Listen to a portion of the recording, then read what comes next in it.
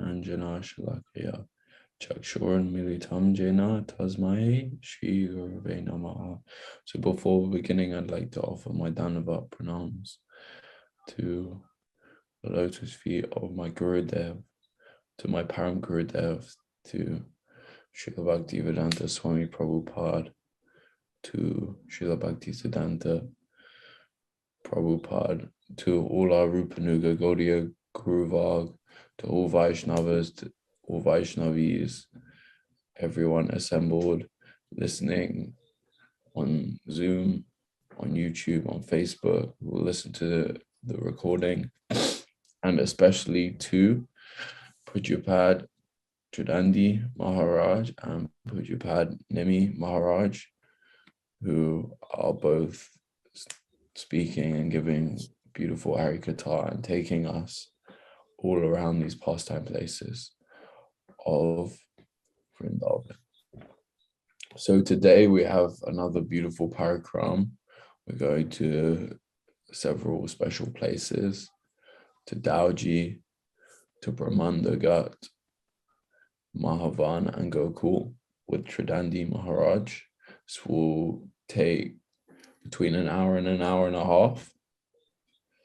And then lastly, with Pujapadnami Maharaj, we go to Raval, and that will take, I think, half an hour. Of course, a place of great significance where Srimati Radhika was born, I believe.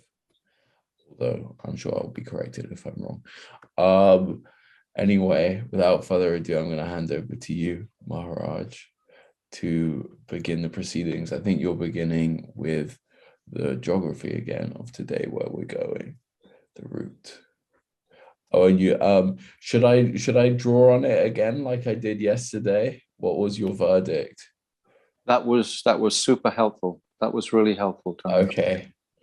Yeah.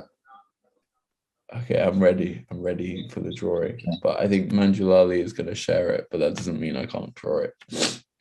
Yeah, okay. Om Aginati Mirandasya Gyananjala Shalakaya Chakshu Unmilitam Jena Tasmaya Shri Gurave Namaha Gurave Gauda Chandraya Radhikaya Tadalaye Krishnaya Krishna Bhaktaya Tadabhaktaya Namo Namaha Yam Prabhajantam Anapetyam Apetya Krityam Dvaipayano Viraha Katara Ajubhava Putreti Tammaya Tayo Tarabhabenrustam Sarvabhutam Kridim Munim Anatoshmi Bhaktya Vina Aparada Lakshay Shittascha Karmari Taranga Madhye Kripa Maitvam Sharanam Prapana Brinde Namaste Charanara Vindam Bhajami Radham Aravinda Netram Smarami Radham Madhurashmitasyam Vadami Radham Karuna Varadram Tatoma Manasti Katina Kapi Tavaivasmi Najivami Tvaivina Iti Vidnaya Radhe Tvam Nayanam Charanantikam. I'm first of all offering millions and millions of Dandavat pranams unto the lotus feet of my most beloved Gurudev, Nityalila Pravishta Om Asto Tarasara Shishimad Srila Bhaktivedanta Narayan Goswami Maharaj. And I'm offering the same again, millions and millions of times unto the lotus feet of our most beloved Nityalila Pravishta Om Asto Tarasara Shishimad Srila Bhaktivedanta Swami Srila Prabhupada. And all the assembled Vaishnavas headed by Pujapad Bhaktivedanta Nemi Maharaj, and all the devotees who are going to be listening and watching now and later on. My Dandavat pranams to you. Vanshakapatulubhyascha Kripa Sindhavevacha Patitanam Pavanabhyo Vaishnavevya Namaha. So yes, we have a very glorious day again, every day wandering in the atmosphere of Sri Vrindavan Dham. How could this not be the most effective antidote for purification of our material minds in this world as conditioned souls? Hearing about Krishna's divine pastimes, hearing about the places where Krishna grew up, where his brother Balaram performed so many pastimes, which is where we're going today. So if we can just look at this map again, Tarunji, then I can describe our route today. So as we come out, okay, so if we go down to the bottom right-hand corner here, so we are in Vrindavan at present. And yes, let me just get this here. Yes, okay. Vrindavan. And then we're going to proceed again to Mathura, just like yesterday. We're going to drive in the bus down to Mathura on the Grand Trunk Road with the busy traffic, etc. And then we're going to cross over the bridge at Mathura. And we're going to, first of all, come to Dauji, which is right down the bottom right-hand side. We're going to drive as far as Dauji, yes. So Dauji is going to be our first stop. And then we're going to come back up to Brahmanda Ghat and Mahavana Gokula, which is all together. These two pastime places are in the same place. And then we're going to drive back up to Raval. And then we're going to return back across the bridge to Mathura, etc. So we're going to be visiting two forests, basically. This, yes, beautiful Tarunji, that's the route, if everyone can see that. So this is in the Braj Mandal. So we're going to be just touching on Lohavan and then coming into Mahavan forest today. So that's going to be our route. So the first day we went out to Madhuvan, Talvan, Kamudvan, and Bahulavan, I explained how we generally took a breakfast in Mathura, which was offered by some Mathuravasis, and it was very opulent. It would be khichdi and sabji and pakoras and halva, etc. Very opulent prasadam they would offer us. And yesterday, I forgot to give you prasadam. So we actually took a very beautiful prasadam at Akrura Ghat, where the devotees would make khichdi, and we would be satisfied at Akrura Ghat with that. But when we all reached Mansarovar yesterday, this is where traditionally the residents of Mansarovar, the beautiful Brijvasis there, they come out literally carrying buckets and buckets of piping hot, baked, very beautifully ghee-covered chapatis, big, fat, baked chapatis. And we would all sit in rows at Mansarovar, and then they would put a handful of gur in each person's hand, the like condensed sugar. So we would have this, and we would drink a cup of charge. So this would be at Mansarovar yesterday. And today we're going to first of all visit the temple of Dauji, the principal temple there of Balaram Prabhu. And then we're going to take our prasad at the Gaudiya Math in Dauji. So I'll talk about that when we get to it. But I think it's very important for us to appreciate how we're maintaining our stomachs, etc., as we travel around. It's actually part of the prikrama. In fact, it's quite an important dynamic, we can say. I was reflecting this morning and I was thinking how Srila Krishna's Kaviraj, he describes in such detail in so many places in Chaitanya Charitamrita the various preparations and so on that are cooked for the pleasure of the Lord, and also Bhaktivinoda Thakur. So it would be an omission to not mention how we're sustaining our bodies as we're traveling around. All of the days, in fact, in the beautiful landscape of Vrindavan. So that's our route. And now we've come to, you can all see this place of Dauji, right down the very bottom. It's on the very border of the Braj Mandal. So I explained previously that all this side of the river, Bandiravan, Bardaravan, Bailvan, Lohavan, and Mahavan, these 5 forests. They're principally Baladev country, we can say.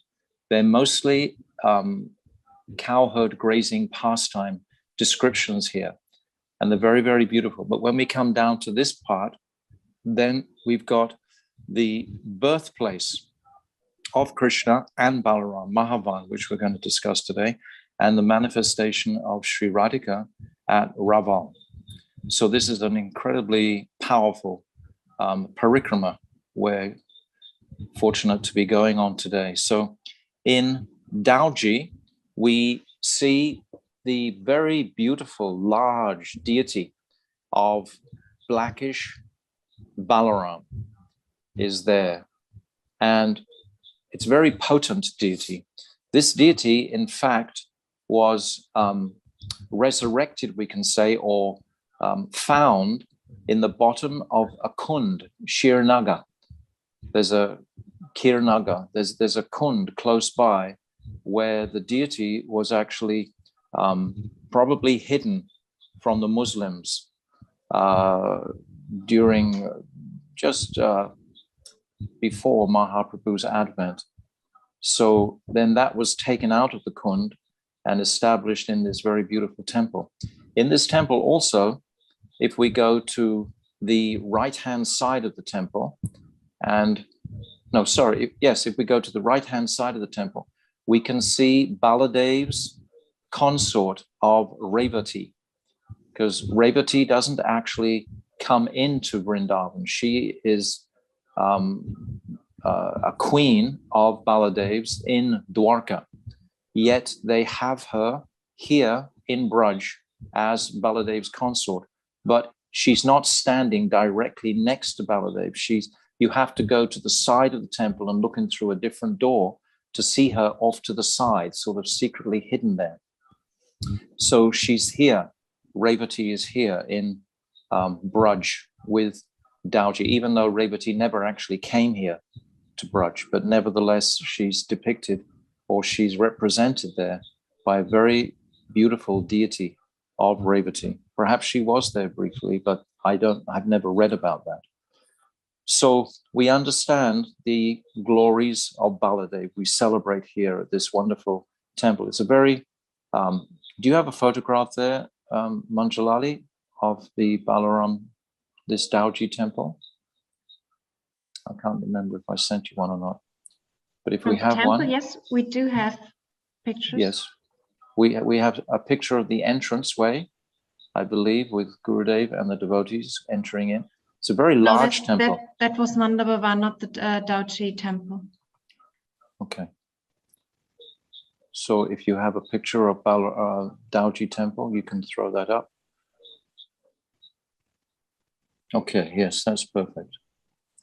Thank you. So you can see straight in front of us will be the deity of Balaram. It looks like the doors are closed on this particular picture.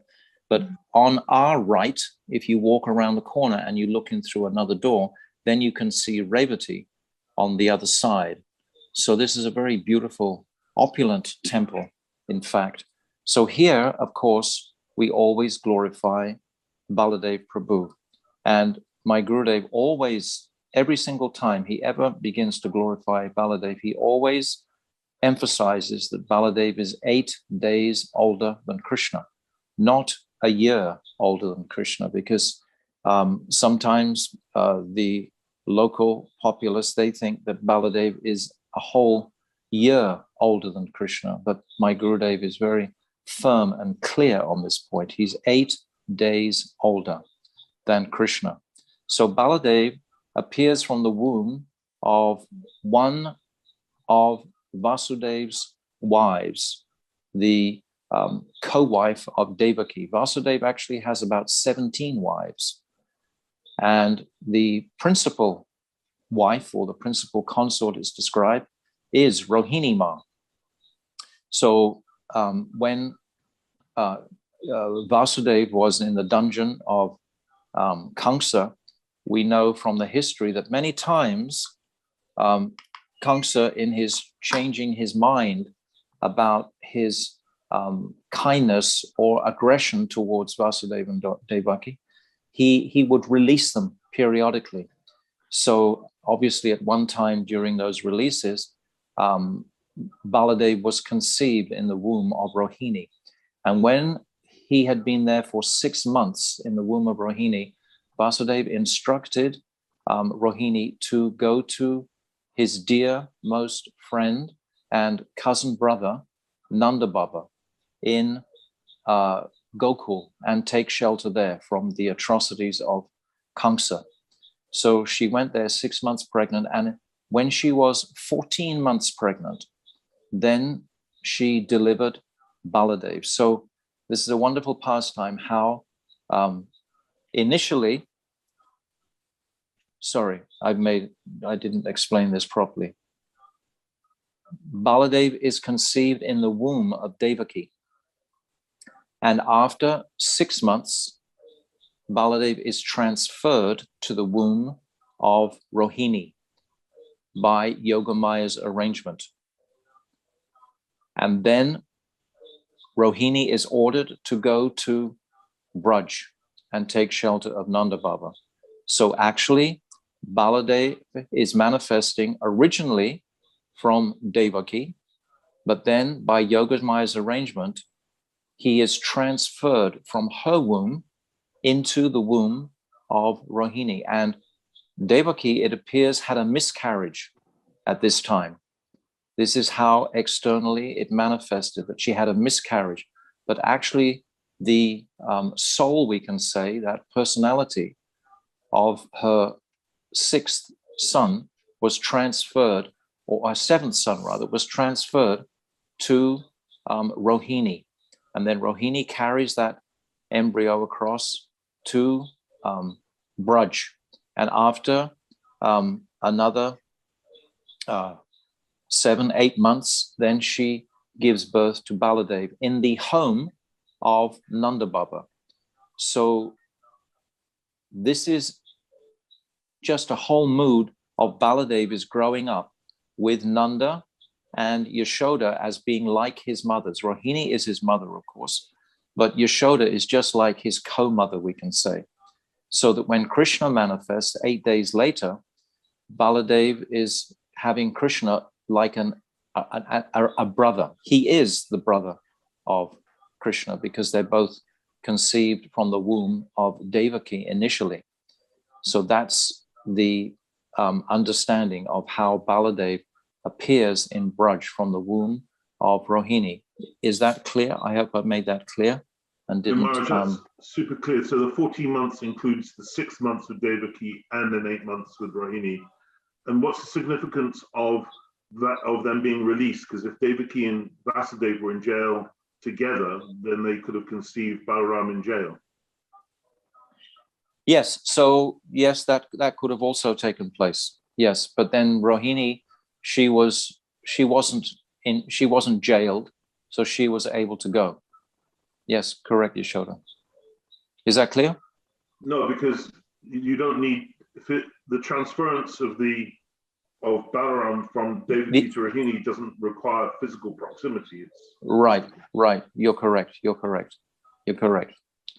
Yes. I don't think I explained it properly in the beginning. I wasn't saying it correctly. But is there significance that they were released from jail? No, you can omit that.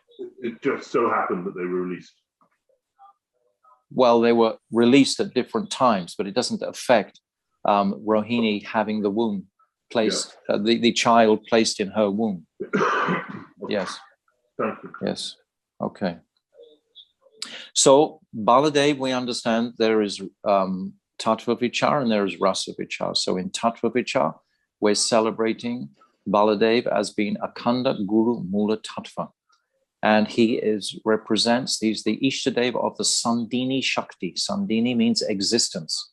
Everything in existence is manifesting from Baladev, including all the residents of Gokul, all the spiritual residences, bodies, or anything that has any existence is manifesting from Baladev Prabhu. So everything in existence is manifesting directly from Baladev Prabhu. And then Baladev Prabhu, as we know, he manifests the entire cosmic manifestation. is all coming from him. From that Sandini Shakti is coming the Mul Sankashan, and then the Mahasankashan, the different quadruple expansions, and then Lord Narayan, the Purusha expansions, etc. Mahavishnu, Garbhodakshay Vishnu, Shirodakshay Vishnu, and then ultimately Anantashesh residing at the bottom of this universe. So all of these manifestations in service to his beloved Lord Sri Krishna. So Baladev is the first expansion in the sense of service to the first expansion from Krishna is in fact his Swarup Shakti. And all other expansions are ultimately manifesting from Swarup Shakti. And yet we say that Baladev is the first manifestation from Krishna. And in a sense, that's completely correct. But at the same time, that manifestation is actually coming from Swarup Shakti. But he's also the first manifestation coming from Swarup Shakti.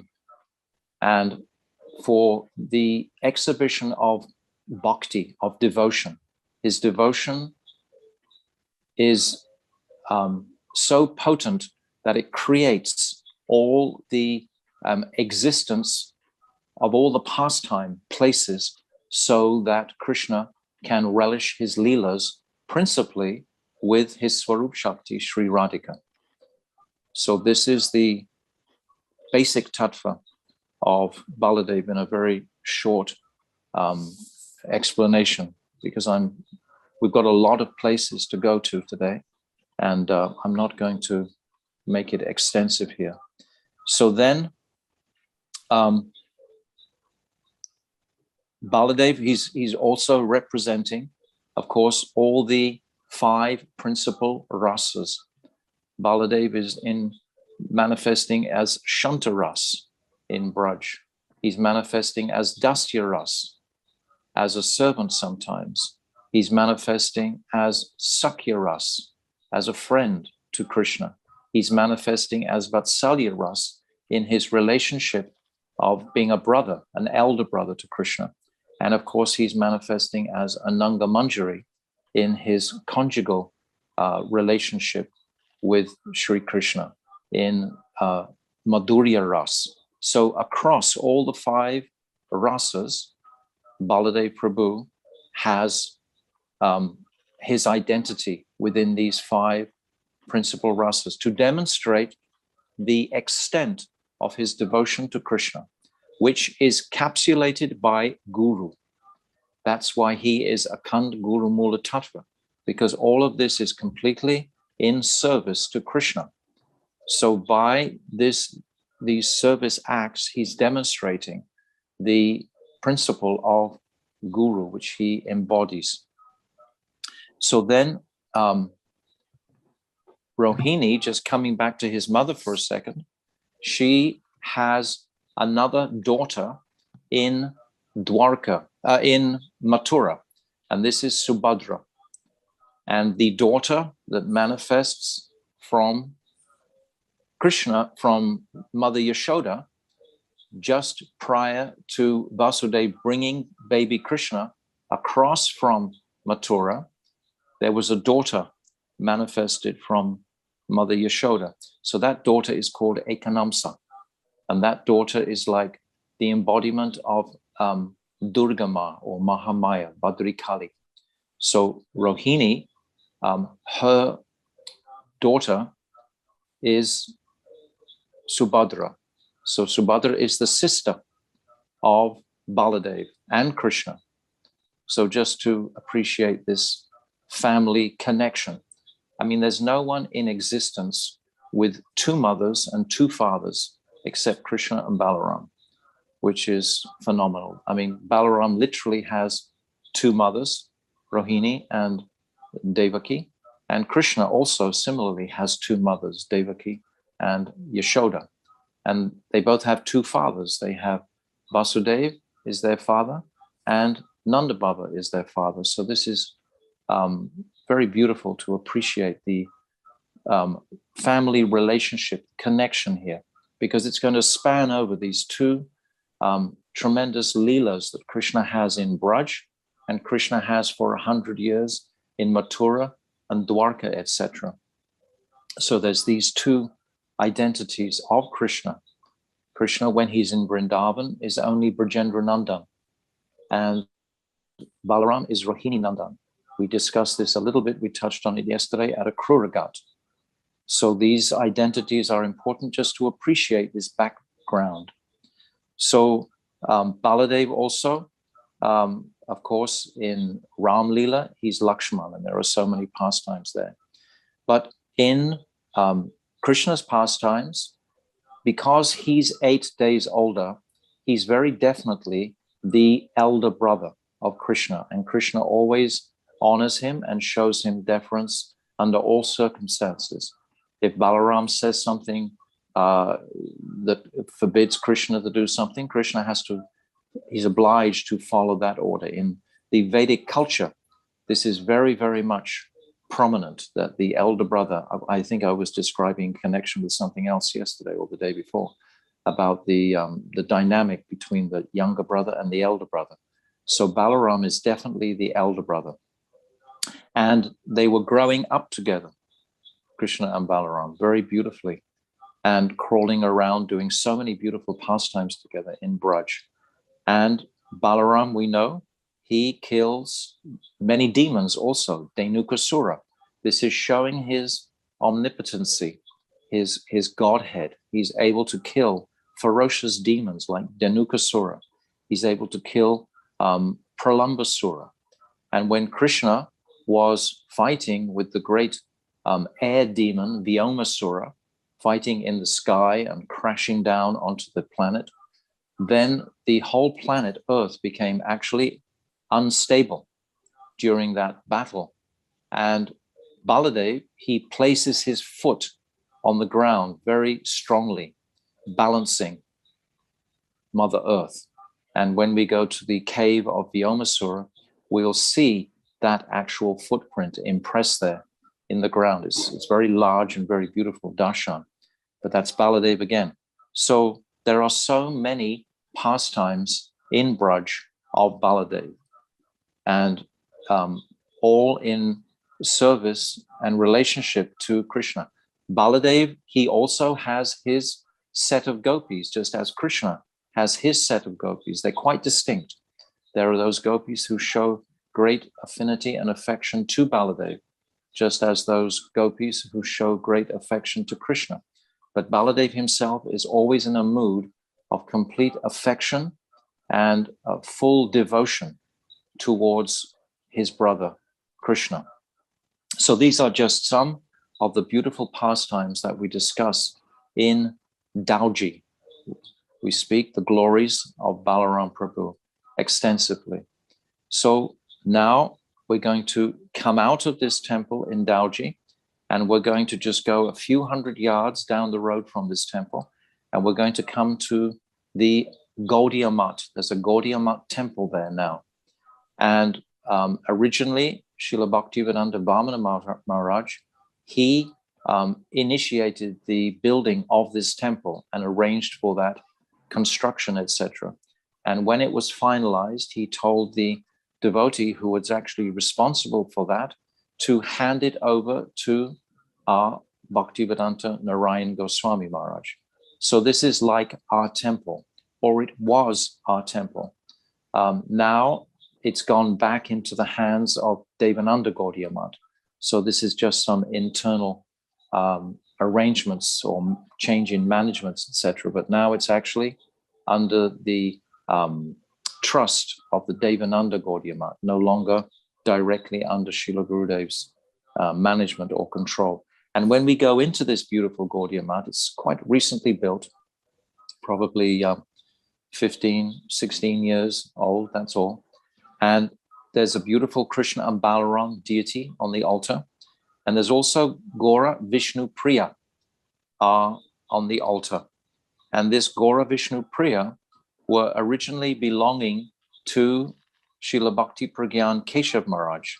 He had them installed in Mathura originally, and they were given to Dauji to enhance the beauty of this wonderful temple there in the Gaudiya Math. Dauji Gaudiya Math is how it's called. So in the center of this altar is Radha Vinod Bihari. So that's something of the description of this very beautiful temple. It's quite a large temple, and it has sufficient space for all the devotees who are on parikrama today to sit down and to be given khichdi and puris, and what else? I think we had 3 preparations, maybe halwa, which is quite an opulent breakfast. So we're taking this breakfast this morning in the Gaudiya Math, the Dauji Gaudiya Math. So now this is probably about 8:30, 9 o'clock in the morning. We've taken our parikrama out early. We've left at about 6 o'clock from Vrindavan, and we've driven around, and we've spent practically an hour in the Dauji Mandir itself, glorifying Lord Balarama, many devotees glorifying Lord Balarama. And then we've come and we've taken breakfast here at this Gaudiya Math, and we've continued to glorify Balaram here as well. So this is a very sweet arrangement that Gurudev arranged for us to have these different darshans in Dauji. Because otherwise, generally, the devotees don't visit Dauji. It's kind of like off the track, so to speak. But to come and take shelter of Lord Balaram, Guru, Tattva, and hear the glories of Guru Nishta, hear the glories of the essential nature of connecting fully with Guru, how can our parikrama possibly be successful or proceed nicely? So we remember Guru and the Guru principle extensively here. And this is what we glorify in Dauji, the understanding of the beauty and sweetness of Guru's mercy carrying us here. So now we're going to leave. Yeah. What does Dauji mean? Brother, Dao Bai. Dao Bai means like brother. So we just say for short, Dao Ji. Dao means elder brother. Dao Bai. Bai means brother. Dao Bai, elder brother. And Dao Ji is an affectionate term for that elder brother. So this is the Guru principle. But besides that principle, the beautiful character and speciality and nature of Baladev Prabhu himself. Baladev Prabhu himself would sometimes rest under a tree, and Krishna would directly massage his feet. I mean, the relationship between Krishna and Balaram is so beautiful. Balaram will never leave Krishna under any circumstances. When they go to Mathura, and Krishna suggests to Nanda Baba that perhaps Baladev should go back to Vrindavan, and I will stay here in Mathura. Baladev completely rejects that idea. He says, no, I will never leave you. He cannot leave Krishna. So it's a very beautiful relationship that is brought out through the scriptures to appreciate the relationship between Balaram and Krishna here. So now we're going to go back into the buses, and we're going to proceed for quite a few miles up to Mahavan and the area of Gokul. And as we drive in, we have a beautiful darshan right in front of us of Brahmanda ghata. It's a very opulent ghat with large steps leading down. There's a photograph there, Manjulali. Yes, thank you. Yes, you can just get a glimpse of it here. But it's all staircased down nicely to the bank of the Yamuna. And it's a very beautiful place to take bath. And Gurudev would always encourage us for the whole party to take a bath there. So most of the devotees would take bath there. And then we would all gather and we would sit to hear the remarkable pastime that is described in the Bhagavatam. At this place, Shukadev Goswami describes this pastime in connection with all the other beautiful pastimes of child baby Krishna Krishna and Balaram were playing here one day. And Krishna, he was pretending to eat dirt. And all the boys, they began complaining about him. And they even ran to Mother Yashoda. Oh, Krishna is eating dirt. Mother Yashoda knows the wild temperament of her son. And she rushed out immediately to chastise her son and to make sure he was okay. And she grabbed him and she demanded that, why was he eating dirt? Of course, Krishna, he just lies immediately and says, no, they're all just ganging up on me. You know, we had a game and they decided that they wanted to chastise me. So this is what they did. They've actually just fabricated a story that I've eaten dirt. I haven't eaten dirt, Mother. I haven't eaten dirt. And Mother says, okay, then open your mouth. Then let me see inside your mouth whether you've eaten dirt or not. So Krishna, this is a remarkable pastime. Krishna opens his mouth and Mother Yashoda, she witnesses inside Krishna's mouth the entire Brahmans, all the aspects of the cosmic manifestations. She sees all the moving and non-moving entities. She sees outer space. She sees all directions.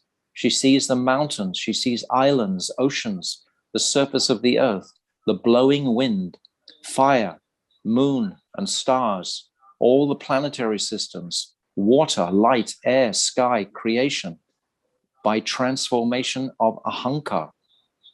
She sees the senses, the mind. She sees sense perception and the three gunas. She sees time. She sees the elements. She sees the reactions of karma. She sees desires. I'm reading from the actual words of Shukadev Goswami here. She sees the desires within all the entities. She sees different bodies. And then she sees herself. And she sees Vrindavan Dham. So this is an absolutely astonishing display of Aishwarya by Krishna. And he's showing her this partly because he doesn't want to be scolded. Krishna is very tricky. Krishna is described as Sarvagya. He's all-knowing, always. And he's Mugdata. He's completely not knowing. At the same time, how can we imagine that? Someone who's all-knowing and completely forgetful, we can say, simultaneously. But Krishna is always he's Krishna. Always he's fully Krishna. So he's capable of performing any act he wants to do. So this display of opulence is astonishing, this display of Aishwarya, because it demonstrates for us as sadhaks the unlimited, practically, prem of Mother Yashoda, that she's not fazed completely by this revelation from her child's mouth. First of all, she becomes very doubtful. She thinks, has a ghost entered my son? And then she thinks, is this my own imagination? And then she thinks, or is it some mystic ability of my child? Because she's had sort of glimpses of the potency of her son. But of course, Garga Muni has actually come and expressed that your son will be powerful like Lord Narayan. So it's always in the back of her mind to appreciate the immense power in her son. But yet her prem, that Krishna is just my little child, overwhelms her. And even though she's seen all this opulence, she still conceives of herself as being the mother of this extraordinary person. And her full Vatsalya Bhav rises extraordinarily after she's seen this astonishing phenomena within the mouth of her child. And she just embraces Krishna with full maternal affection. And she actually when she saw this astonishing display within his mouth, she became, as I said, somewhat doubtful and a little confused. And then it's described by Shukadeva Goswami that she surrenders to the Lord. She can't comprehend what's actually happening, so she surrenders to the Lord. And at that point, then the Lord, through his Yogamaya potency, reaffirms that Mother Yashoda is the mother of Krishna. Krishna is performing these pastimes to taste the speciality of this Vatsalya mood. Krishna relishes being a little child in the lap of Mother Yashoda so much. And Mother Yashoda, of course, is overwhelmed by maternal affection for Krishna. So this is the beautiful, beautiful pastime that takes place in Brahmanda Ghat. It's an extraordinary part. When we go there, they sell actually tiny little circles of the dirt for the pilgrims and devotees to take away with them, to carry into their homes, that you can carry like the size of a coin, a little piece of dirt already dried out nicely from the Yamuna and the mud. So that is there in Brahmanda Ghat. So we hear this beautiful pastime described each time in Brahmanda Ghat. Now, Brahmanda Ghat is very, very close to Gokul. So it's just a walk. We don't go back on the buses now. We just walk past where we parked the buses, and then we walk down the road towards Gokul. And before we reach Gokul, we come to the place where Krishna breaks the yogurt pot in the Damodar Leela, where he breaks that pot, and the grinding mortar is there also today. I think we have a picture there, perhaps, Manjalali, of that. So we take darshan. We take darshan. Yeah. Before you move on, presumably Mother Yashoda, when she surrenders to the Lord, she's surrendering to Lord Narayan, right? Yes, yes, yes, yes, yes. Yes, of course. She doesn't think her son is the Lord. In the household of Nanda Baba, Lord Narayan is their worshipable deity in the form of their shelograms, their shilas.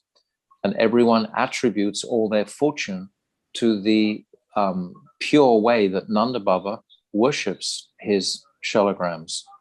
And it's Lord Narayan's mercy that all of these remarkable miracles take place, that Krishna's life is saved so many times. But Krishna is really churning the heartstrings of Mother Yashoda during this pastime and bringing her to such a pitch of consciousness by revealing this Aishwarya aspect within his abdomen. So this is an astonishing pastime of Krishna, and this takes place in Brahmanda Ghat. So yes, now we've come to this beautiful place where this is the grinding mortar that Krishna stands on to pull down the butter, and the yogurt container that Mother Yashoda was making the yogurt, and then it gets broken. So if you can imagine this, it's just a plaque with that pastime engraved on it, and there's this large pot beside it. So it looks like it's the base of the yogurt container that Mother Yashoda was using to make the yogurt that Krishna broke. So then we circumambulate this grinding mortar, and then we remember the sweet pastimes of Brahmanda Leela, and then we walk across the fields, and we walk up a slope, and we come to the gate of Gokul. So just before we reach the gate of Gokul, off to our right, as we're walking up, is a cave that goes deep into the ground, and that's the cave of Sanatana Goswami. Sanatana Goswami lived here for a long time in this cave, and Gurudev always describes a beautiful pastime of Sanatana Goswami, but I'll describe that at the end. But now we've come into the beautiful temple compound of Mahavan. And we walk inside the temple itself, and there's 84 beautiful pillars around. This is where Nanda Baba and all the Brijbasis, they lived for the first 2.5 years of Krishna's manifest pastimes. They stayed here. Originally, they were in Nandagaon. Nandagaon is the original home of Nanda's father, Parjanya.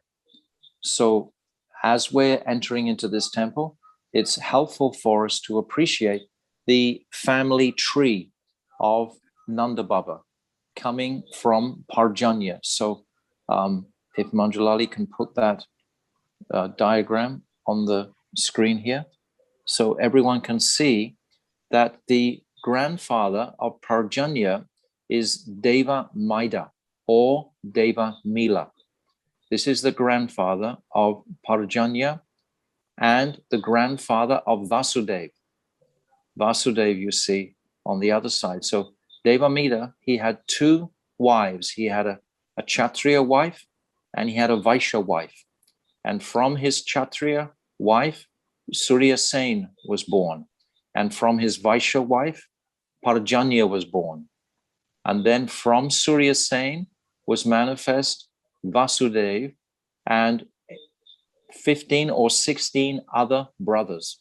And Deva Bhag is one of the other brothers of Vasudev, and his son, Deva Bhag's son, is Uddhav.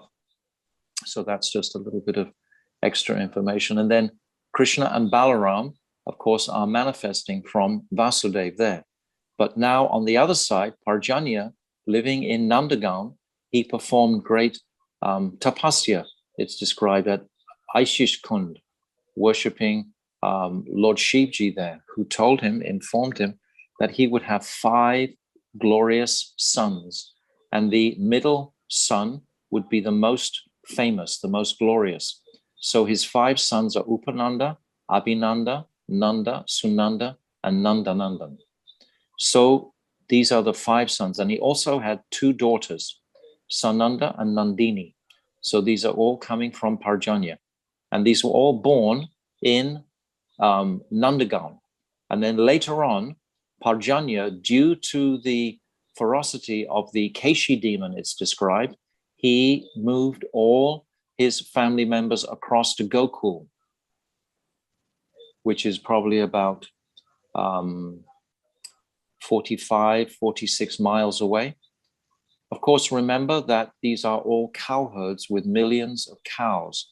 So they would be used to moving around. Actually, the name Braj means moving around. That's what Braj means. That's the etymology of that word Braj. It means to move around. So it wasn't such a big deal for the whole family to immediately shift across to Gokul because they were fearful of the demon Keshi. And of course, his dear friend from Varshana, which is only 7 miles away from Nandagaon, Vrishabhanu Maharaj moved with Parjanya. And Vrishabhanu Maharaj, he settles in Raval, which is also 7 miles from Gokul, where we are now, Raval, the place of Radharani's appearance. So again, it's brought these 2 places, Varshana and Nandagaon, to be represented in Gokul, so to speak. Can you understand what I'm saying clearly? Okay. So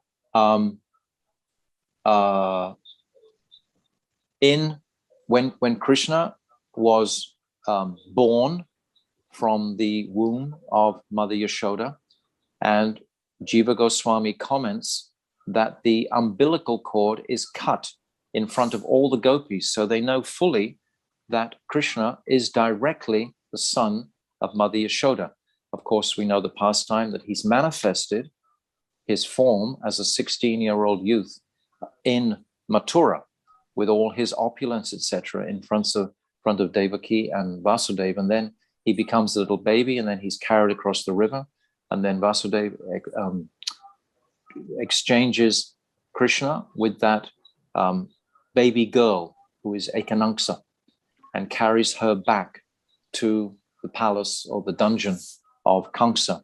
And then Krishna remains. And that Mathuresh Krishna merges into the body of Brajendranandan Krishna. But that Brajendranandan Krishna has directly manifested from the womb of Mother Yashoda. So this takes place in Mahavana Gokula, here, this forest of Mahavana in the village of Gokula. So we know so many unlimited pastimes. We sing in our Damodarastakam every day, Iti Driksva Lilaubhya Ananda Kunde, that this Ananda Kunde, this kund of bliss, all these pastimes are rolling and manifesting in Gokula.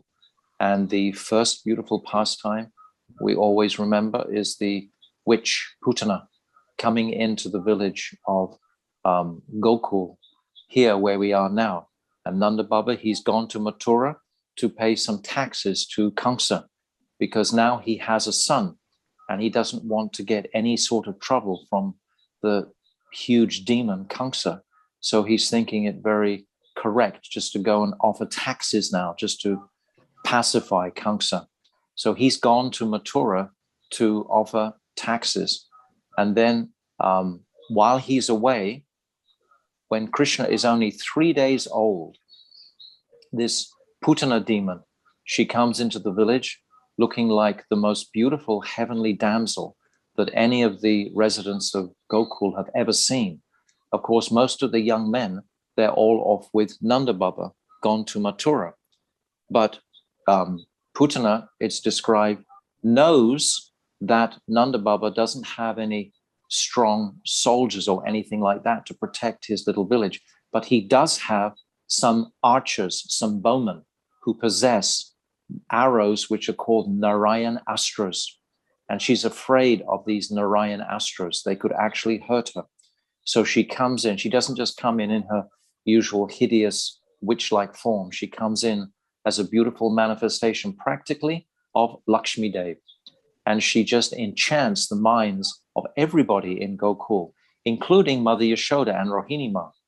And she comes into the courtyard where Krishna is just lying in the lap of Mother Yashoda, and she puts her arms out towards Krishna to hold him.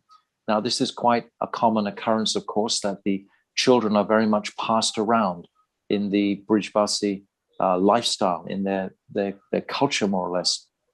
So Krishna, he goes to Putana, and he knows that Putana is a demon coming to kill him, of course. He's understanding this. And he closes his eyes at that time.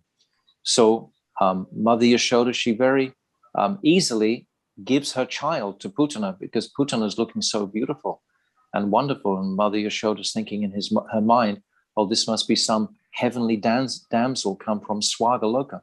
Mother Yashoda is never really thinking that she's eligible to have such a beautiful son like Krishna. On many occasions, she expresses the amazement that she's able to have such a jewel of a child like Krishna. And she sometimes expresses she doesn't even feel 100% confident to have such a child as Krishna. So she passes her child to this demon disguised as a beautiful woman. And then, of course, Putana puts baby Krishna on her lap and immediately pushes her breast into his mouth. And as I described, Krishna is closing his eyes. And the Acharyas, they describe 19 different reasons why he's closed his eyes. He doesn't want to look at a woman who's about to kill him. He doesn't want to give Putana his merciful glance. There are so many reasons why he closes his eyes. He doesn't want Putana to recognize actually who he is, because she might recognize who he is by looking in his eyes. So he keeps his eyes tightly shut, but he grabs that breast of the great Rakshasi, Putana, and he holds onto it very tightly, and he begins drinking her milk. And then she smeared her breast, of course, with the most heinous poison imaginable, because Putana, Jiva Goswami describes, eats baby children like piles of rice. This is how Jiva Goswami describes Putana's activities, that she eats small children like piles of rice. So we can imagine what sort of demon this is, horrific demon. This demon has the strength of 10,000 elephants. This demon could never be defeated, even by Kamsa. She's the strongest of all the demons. So Kamsa, in his very demonic way, he made a treaty with Putana that they would support each other. So Kamsa knew, he kind of intuited that Krishna has probably appeared already. Krishna, as the 8th son of Devaki, has probably somewhere appeared. And Narad had intimated this just to keep the fear high in Kamsa's mind and to keep the Leela moving along. So Putana had been instructed to go and kill all newborn children, all newborn boys in Braj. So she comes and she attempts to kill this beautiful child Krishna with the poison from her breast, which is her method of poisoning, of killing these children. So when Krishna grabs her breast and takes out her milk, then he begins to suck her very life air out of her body. And at this time, Putana, she becomes like horrified and in great, great anxiety and pain.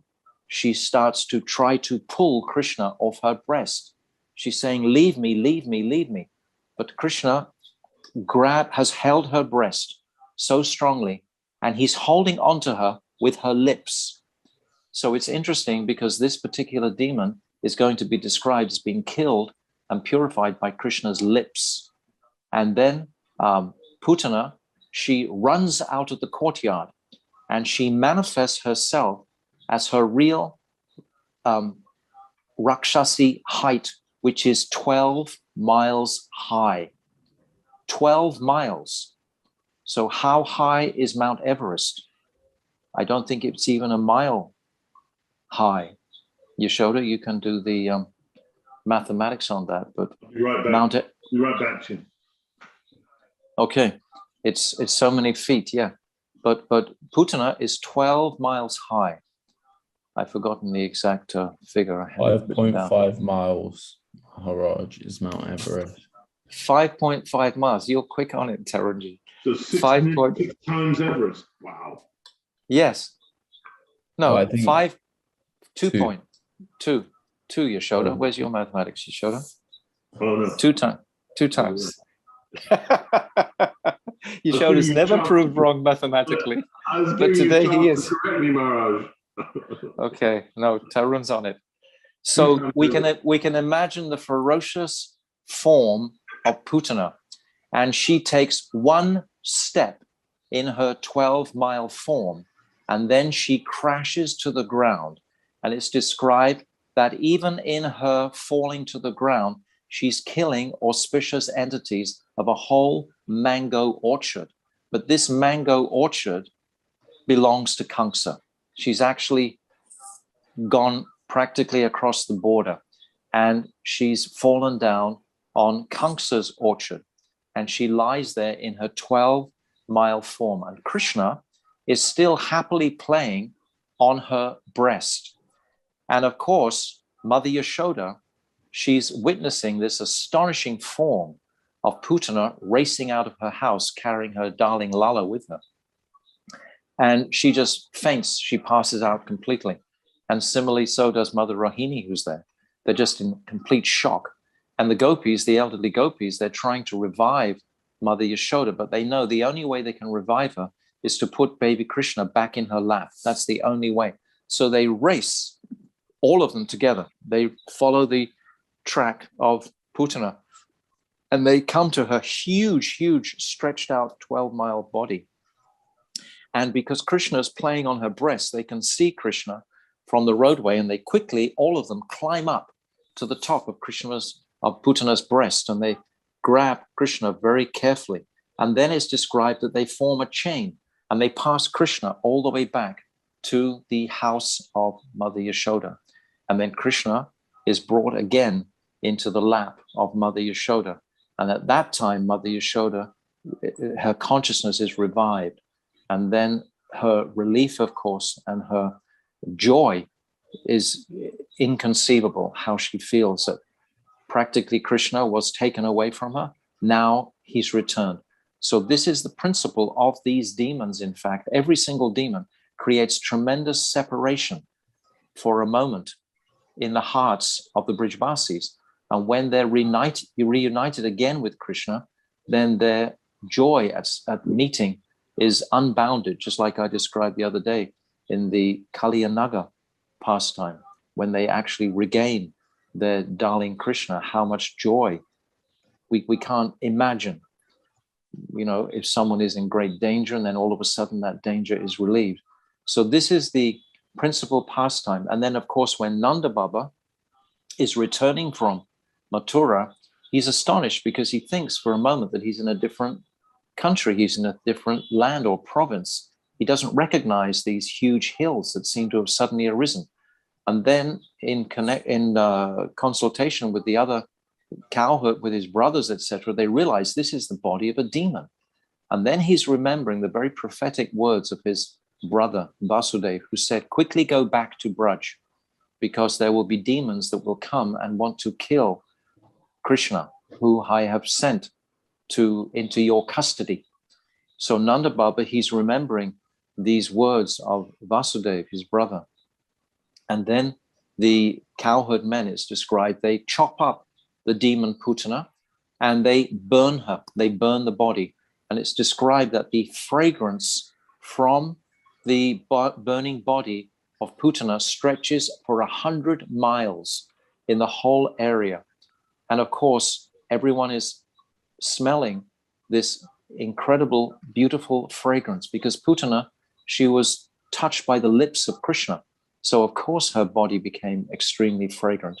So then all the villagers for 100 miles around are asking, well, what happened? How did Putana die? And then of course, everyone is relating this pastime. So straight away, Krishna is establishing his glorious pastimes in Vrindavan. So all of the villagers, etc., they're appreciating that Krishna's ability to chastise these demons is remarkable. So then, of course, Nanda Baba, he rushes back quickly to his household and immediately takes Krishna on his lap and smells his head and etc. And his feelings of meeting or union with Krishna is extreme. His love and affection with Krishna is beautiful. So this is the pastime in brief of Putana, which is a very important pastime because it symbolizes false guru. This is the first demon. So if we are unfortunate enough in this conditioned state to come in contact with a false guru right at the very beginning, we're going to be hijacked completely from the absolute reality that we're entitled to in the age of Mahaprabhu's mercy.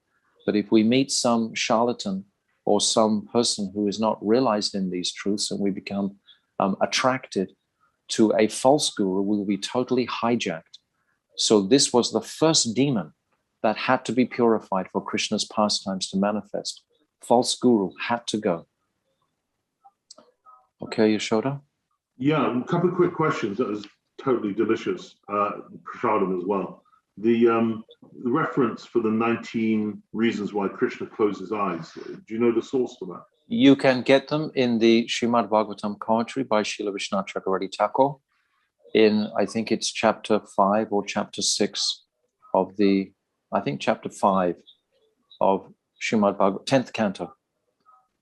10th canto, chapter 5.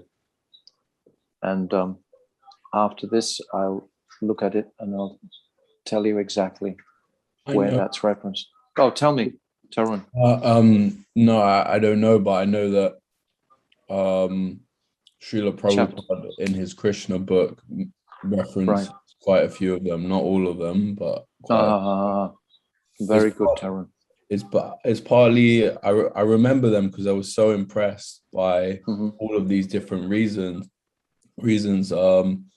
One of them is that Putana becomes slightly afraid and he closes his eyes to make her feel more comfortable. And one of them is Also because she's like a mother and he closes his eyes because he feels ashamed. To kill his mother. Yeah. Maybe not ashamed, but yeah. Yes. Also, Yes. that beautiful narration of Mother Yashoda seeing inside Krishna's mouth, which chapter and canto of Bhagavatam is that? That's from the 10th canto. It's all from the 10th canto. And I think this is maybe chapter 6 or chapter 7. I can't remember the chapter describing that. Finally, Maharaj, you said that Krishna was showing his the cosmos through his mouth to Mother Yashoda. One, to avoid scolding, and then I think it was kind of implied by what you said afterwards. The second reason was so he could relish her Vatsalya mood, or was it another reason? You said there were two reasons, and you were clear about the avoiding the scolding, but the other one, it wasn't so clear why. Yes, to increase, to demonstrate to us her extraordinary ability to overcome Krishna's Aishwarya mood. Unlike Vasudeva and Devaki, they couldn't overcome their mood of awe and veneration for Krishna. Therefore, when Krishna and Balaram sit on their laps after the chastisement of Kamsa, they're still feeling that Krishna is the Supreme Personality of Godhead, and they can't properly reciprocate with him as parents because they're feeling this full Aishwarya mood is coming in their hearts towards Krishna because they see him as a 16-year-old child. But Yashoda, we're not in Mathura anymore. We're in Gokul now. So we have to stay with that in Gokul. So yes, from Brahmanda. No, that's a subtle, very, very important distinction, because that's the instruction to us as to how mood we're trying to cultivate. Yes, yeah. Yes, this distinction. So this is the very brief pastime of Putana. How are we doing for time here?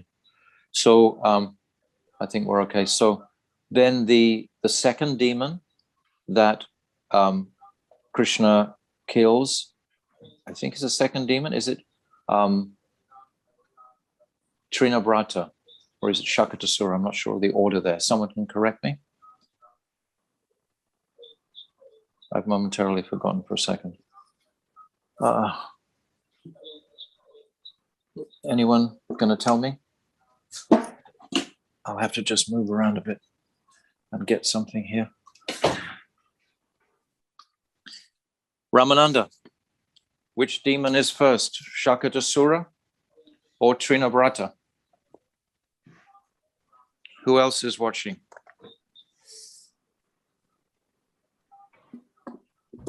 Looking it up for you, Marsh. Yes, I'm trying to get to it too.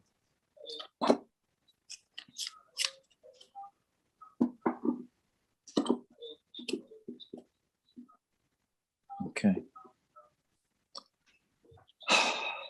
Udara says Shakatasura. Shakatasura is first. Okay, thank you, Budara. Okay. That's what Google Guru says, isn't it? Okay, so chapter 6 is in the 10th canto is the killing of Putana, and chapter 7 is the killing of Trinavrata. But before the killing of Trinavrata is the killing of Shakatasura in the cart form.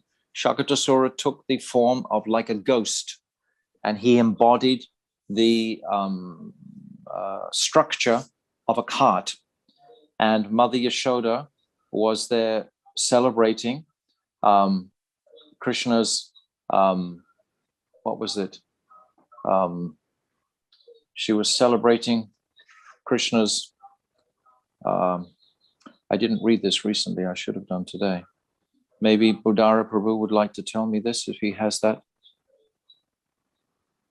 Budara Prabhu, come on the screen. Or Ramananda. If you, oh, there you are, Budara. Oh, you're in the car. Oh my God. Okay. Driving. Okay. Yeah, I don't know. Can you hear me? Clearly. What is your question? My question is, what was the occasion that Mother Yashoda was celebrating when Krishna was placed under the cart of Shakatasura. It was one of the sanskars of baby Krishna. And all the Brahmanas were there. And they were having a feast, etc. I don't remember the reason. I remember that it was. Oh, Yashoda says it wasn't a birthday celebration, but Yashoda says that she thinks it was milk, tooth, the first tooth. The first tooth appeared in his mouth. How beautiful to consider. So the first tooth, but then they have to have a festival. And Madhava Prabhu says that Krishna turned over. So Krishna turned, Ramananda's saying something, but he's muted. Krishna turned over. I can't hear Ramananda saying something. Yeah, turning over or a tooth. But these are very beautiful, very personal occasions for celebration in Braj. Any occasion for a celebration. And all celebrations, of course, center only around Krishna. So then Mother Yashoda, during this celebration, Krishna is tired. He wants to rest. And the quietest place for him is under this very heavy cart. So he's resting under the cart. And this cart, as I just described, is inhabited by this ghostly demon, this Shakatasura demon. And then Mother Yashoda, she goes away to attend to all her guests and so on. And Krishna is in a little basket swinging underneath the cart. And then gradually this cart starts to come down, to sink, to crush Krishna. It's a very, very heavy cart. And it starts to come down to crush baby Krishna. And Krishna is witnessing this cart coming down. And with his little tiny lotus-like feet, he kicks the cart and completely smashes the cart totally, just with one kick of his feet. And then all the pots and utensils and everything just go completely scattered and flying, makes a huge crashing noise. And all the Brijvasis, all the ladies in particular, immediately come rushing to see what on earth could have happened. And then they pick up Krishna very quickly, who's of course unscathed. And they're just so confused. They cannot understand what's happened. How did this cart collapse on Krishna, this such solid cart? Because then it's described just after that it took 5 or 7 very strong gopas to actually reassemble the cart. It wasn't a lightweight cart. It was a very heavy cart. So these gopas, they had to reassemble the cart. And Mother Yashoda, she immediately takes Krishna on her lap and she suckles him. Because actually what had happened is that Krishna was under the cart and he woke up from his sleeping and he wanted milk from his mother. And he began crying very loudly. And his mother wasn't coming. She couldn't hear him because of the hubbub of all the different people in the festival. She couldn't hear him. So he became angry when she was not hearing him. And at that time, the demon was coming down to crush him. And at that time, Krishna angrily kicked the cart. And then immediately Mother Yashoda came and began to suckle baby Krishna. And then, as I said, all the gopas, they reassembled the cart. And so Maharaj, this... in the Bhagavatam, it says it's the Uttana ceremony when the child is due to leave the house for the first time.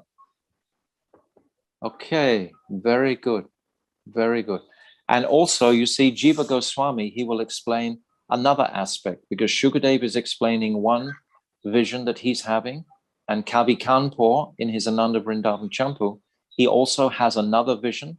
So the tooth and the turning over and the leaving the house are all 3 correct. They can all these different descriptions can always be reconciled in different ages or whatever like that. But the different acharyas, they sometimes see different spurtis of these pastimes. So this is the second demon that's killed in Gokul, and this was killed by his feet. The first demon is killed by his lips, the second by his feet, and the third, Trinavrata, comes in. This is a beautiful pastime. Krishna is looking at the birds flying around, and he's thinking to himself, oh, I would love to be a bird and just fly around. And he was thinking that he'd heard, even at this age, now Krishna is about 12 months old when Trinavrata comes.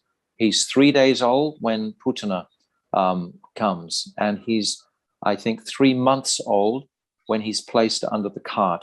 But now he's 12 months old when Trinavrata comes. So Krishna is thinking to himself that he would love to fly in the sky like a bird. And he's heard mention about Giriraj Govardhan. He's heard mention of this beautiful hill, and he's become excited to see it, and he wants to see it. And he thinks, well, if I could fly, I could actually get darshan of Govardhan. And he's also thinking that all the ladies in Swarga, they all want my darshan. They all want to see my beautiful form as a child. Baby Krishna is thinking like this, Jiva Goswami describes. So Yogamaya allows this whirlwind demon, Trinavrata, a servant of Kamsa, to enter Braj, to enter Gokul. And he comes in ferociously, and he creates so much dust and all the I was going to say plastic bags, but of course they wouldn't have had plastic bags in those days. But all the refuse and everything just went up in the air, and it just became pandemonium in Braj, with this dense whirlwind demon performing his tricks. And of course, Mother Yashoda, just prior to this, had been having baby Krishna on her lap. And then Krishna, knowing that Trinavrata was about to appear, he became very, very heavy on her lap. So heavy that Mother Yashoda had to take him off her lap and put him down. She couldn't understand why Krishna had suddenly become so heavy. She thought maybe he's being possessed by a ghost. So Mother Yashoda, at this time, she placed him down, and then she went into the other room to find some brahmanas to come and check her son hadn't been invaded by some ghostly entity. And at that time, Trinavrata, he manifests his blinding sand dust storm. So everything becomes completely submerged in dust. And Mother Yashoda, she starts braying like a cow who's lost her calf, searching for her darling Krishna. And Trinavrata, he comes, and very easily, suddenly Krishna becomes lighter than a feather, and Trinavrata carries him. Krishna is holding him round the neck, and Trinavrata carries him high, high, high, 800 miles high into the sky. Trinavrata is such a powerful demon. These personalities, these demons are extraordinary.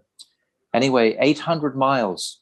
And then Krishna is showing his sublime moon-like face to the residents of Swagaloka, and they're all appreciating his absolute charming smile and beauty.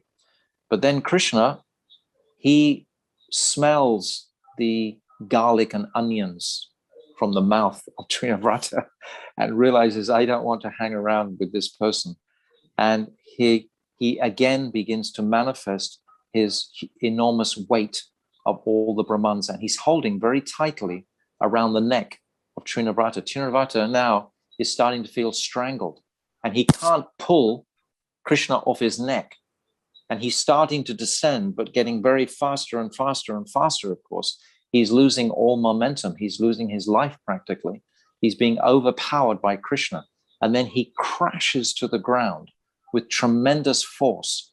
And Krishna, meanwhile, he's just as Trinavrata lands, Krishna jumps like a foot off him so that he doesn't feel the impact of the landing.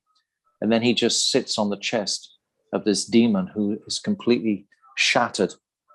And of course, at that time, the gopis, they run and they pick him up and they carry him back to Mother Yashoda, who again embraces him.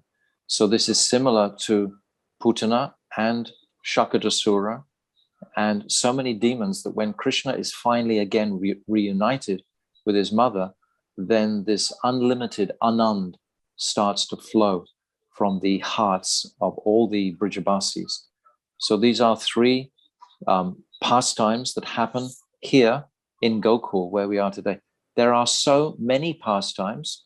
There's also the falling down of the twin Arjun trees, which we're celebrating every day of Kartik, where the remarkable pastime where Mother Yashoda, she is able finally to bind Krishna to the mortar. and Krishna drags that mortar between the two trees, which immediately crash down. These two, Manigriva and Nalakubera, the sons of the degraded sons of Kubera, the treasurer of the demigods.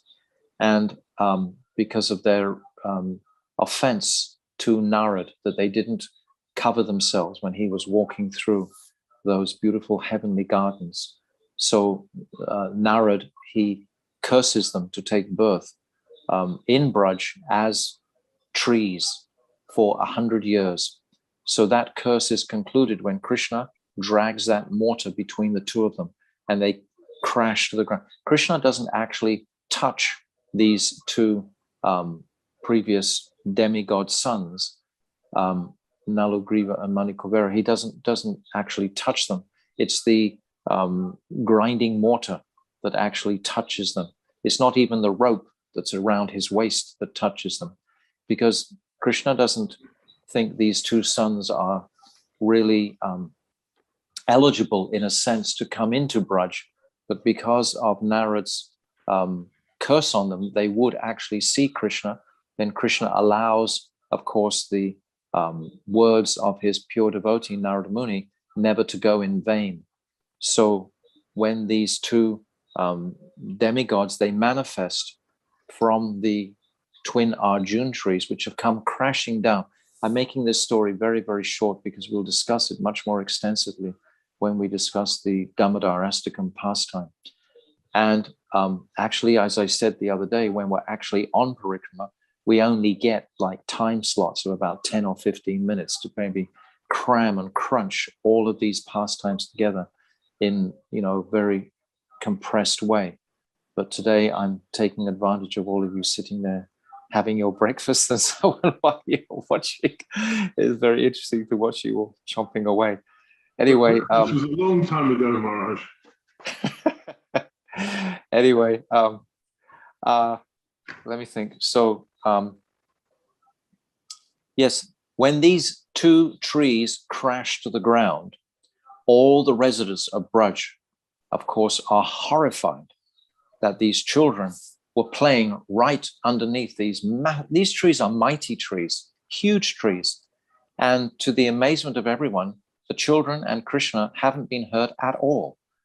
And the residents, they ask, well, how did this happen? And they say in their broken childish language, Krishna just pulled the grinding mortar between the two trees, and then they just crashed to the ground. So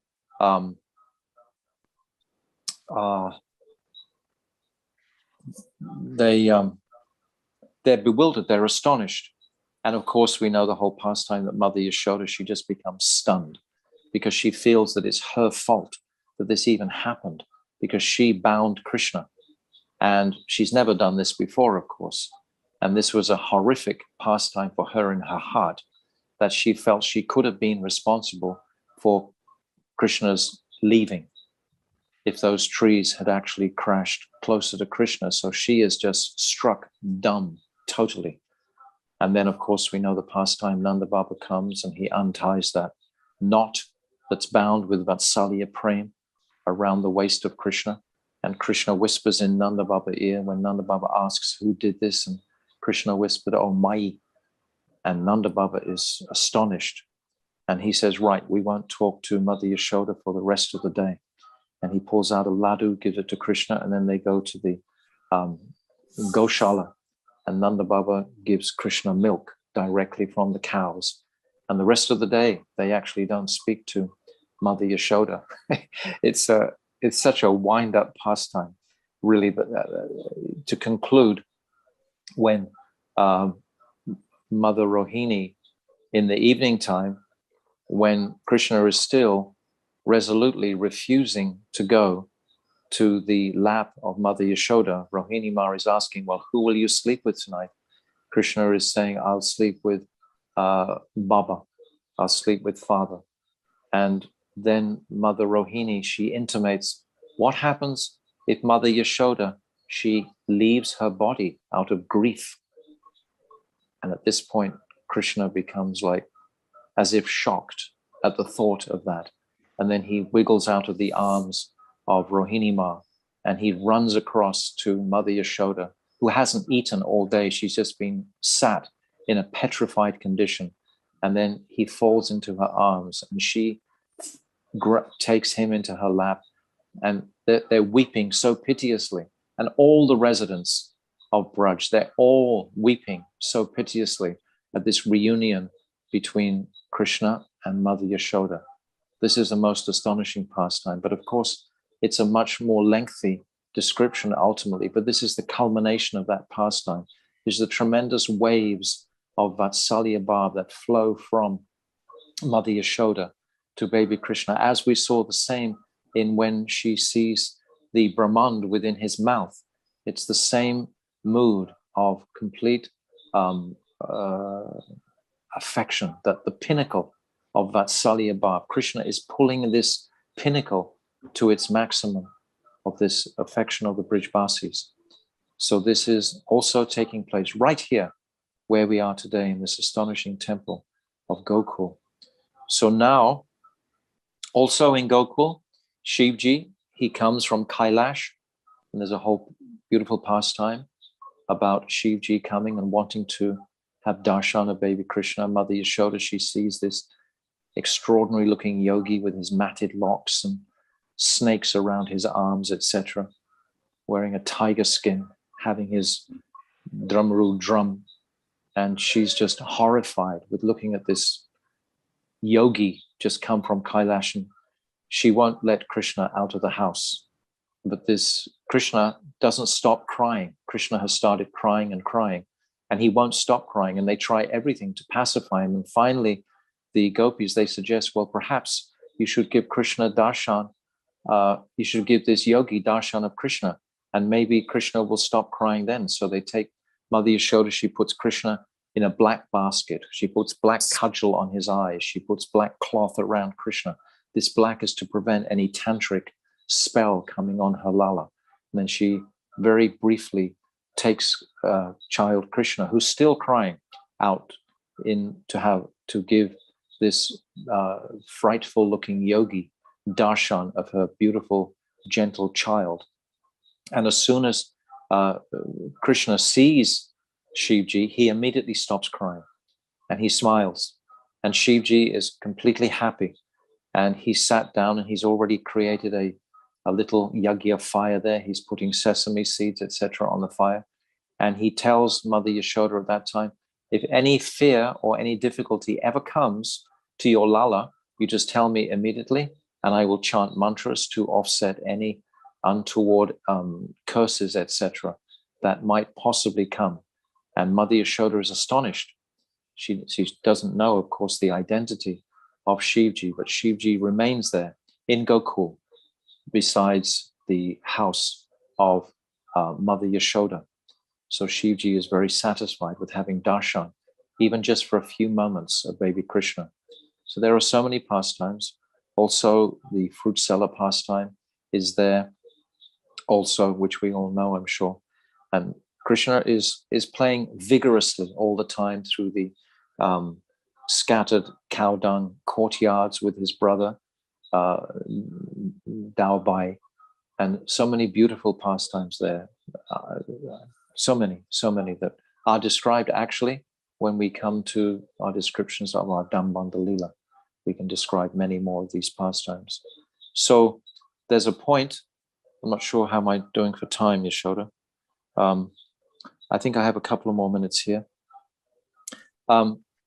There's a point when Krishna is about 2.5 years old, then Nanda Baba, after the twin Arjun trees have crashed to the ground, then all the Brijbasis, they all have a meeting together, and they express their anxiousness about the number of demons that have manifested in Braj, and they all think they should leave Braj.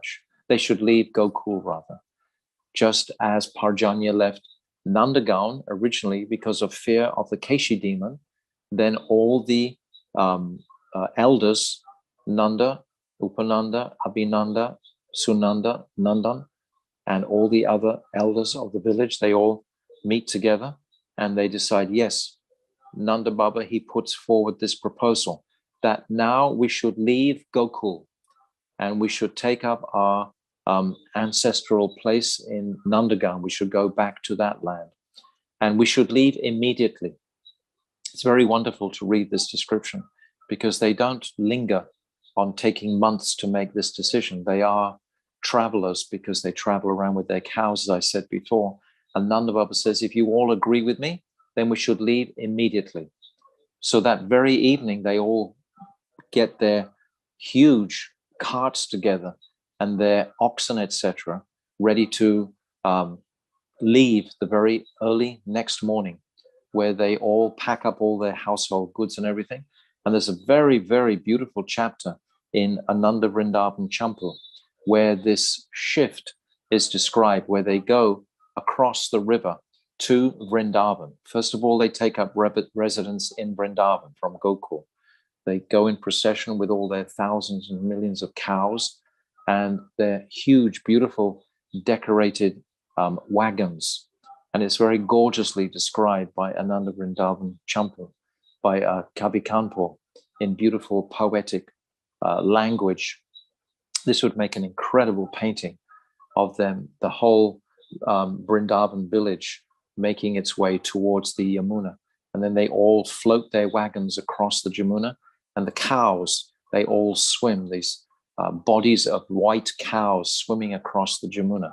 It's extraordinary, the description that Kavi Kanpur gives. And when they come out the other side, then Krishna and Balarama, they're sitting in the huge cart with Mother Yashoda and Rohini Ma, and they're traveling into Braj. And Krishna is asking all sorts of beautiful questions, like a little child. He's only 2.5 years old. He's saying, oh, who is that old man, Mama? And it's like a peepal tree with long vines coming down. And Mother Yashoda is explaining, oh, this is the peepal tree. And this is a Vamsi tree. This is a Vamsivat. And she's explaining all the different trees and the creatures as they see on their way through across the river in Yamuna. So it's a very beautiful description. And then they come to what is today we call Chatikara. And Chati means wagon, and Kara means circle. So they make a circle of wagons at Chatikara. And they camp there for about 3 months, looking after their cows, etc., grazing their cows. And then they begin the journey out towards Govardhan. And that also takes about 6 or 7 months. And on the way there, there's the first Gopastami, when Krishna takes the calves out grazing. That's at a village called Vasant. And that is on the way out to Govardhan. And then they circumambulate Govardhan. And then Vrishabhanu Maharaj, who's with them, he takes up his ancestral residence again in Varshana. And Nanda Baba, he proceeds and takes up his residence again in Nanda Bhavan at Nandishwara. So this is their journey. They leave Gokul. But today we're sitting in Gokul and we're remembering with great happiness and joy the unlimited, this Ananda Kunde, iti driksva lilabhya Ananda Kunde, these unlimited childhood, sweet nectarian pastimes that Krishna just enchants the entire universe with his sweetness and speciality. And Krishna himself is so joyful and relishing such satisfaction of being the child of Mother Yashoda in the company of Dauji, in the company of his beautiful elder brother. So this is the whole mood of this area here. And as we're ourselves, our Parikrama party, leaving, we mention that Sanatana Goswami has his gufa, which I mentioned at the beginning as we were coming in. And Gurudev, he tells this beautiful pastime how one day he was staying with Jagadananda. Jagadananda Pandit came to visit Sanatana Goswami one time. And Sanatana Goswami goes out begging for some madhukari. And then he returns and he's wearing a red bandana around his head. And Jagadananda is thinking, oh, this must be a cloth from Mahaprabhu. This is why you're honoring the cloth on your head. And he asks Sanatana Goswami, oh, why are you wearing that cloth on your head? It must belong to Mahaprabhu. And Sanatana Goswami, no, some Mayavad sannyasi gave to me. And then Jagadananda, he becomes really impatient with that. And he picks up a cooking pot, and he's going to throw the pot at Sanatana Goswami, and Sanatana Goswami immediately folds his hands and begs down in a very humble mood. And Sanatana Goswami congratulates Jagadananda on his instant feelings towards any sort of Mayavad, honoring any Mayavad sannyasi, and his nishta towards Chaitanya Mahaprabhu. So that's a whole nother pastime there. So I think my time is practically complete. There's unlimited pastimes here. And just hearing these pastimes and keeping our focus on the speciality of Vrindavan as we travel through. Now we're coming to the most remarkable, sweet, sweet place of Raval. Raval, as our dear Pujapad Bhaktivedanta Nemi Maharaj is going to describe these pastimes there in Raval. It's a really, really intoxicatingly, physically beautiful place, gorgeous trees, etc. So I won't say any more about that, but thank you all very much for hearing some of these pastimes. And now our beloved Bhaktivedanta Nemi Maharaj will carry us through to Raval. Gaur Premanande Hari Hari Bol. Vanchakalpatarubhyascha Kripa Sindhavevacha Patitanam Pavnibhyo Vaishnavevyo Namaha.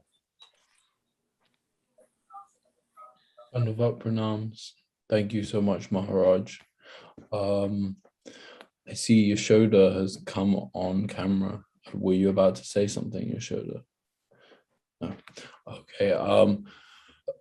I don't want to dwell too long because time is of the essence, but I want to thank you for all of those beautiful leelas. People sent me questions and then you answered the questions spontaneously without me asking them. So it was in the background, a lot of devotees were being satisfied by your kata, and you're answering their hearts' queries.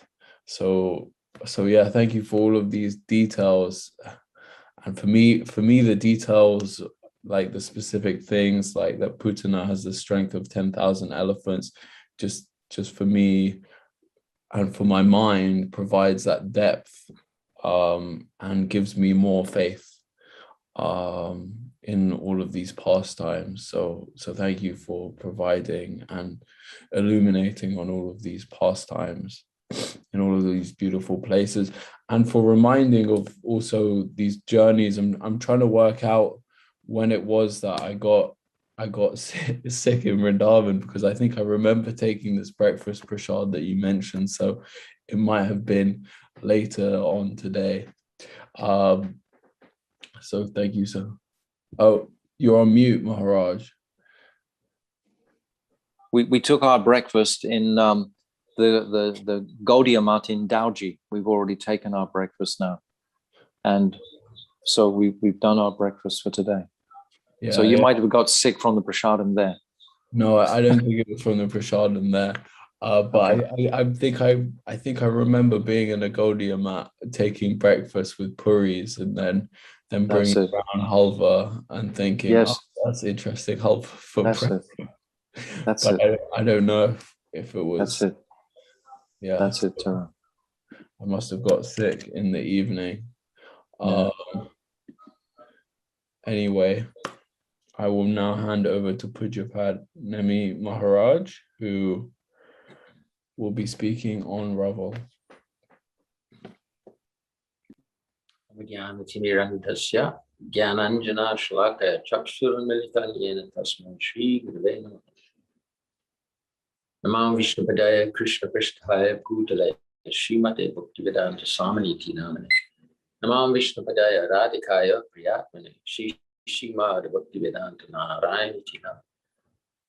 Vanchakalpatarupastaktipa Sindhubhavacha Putitanam Pavanebhyo Vaishnavebhyo Namo Namaha.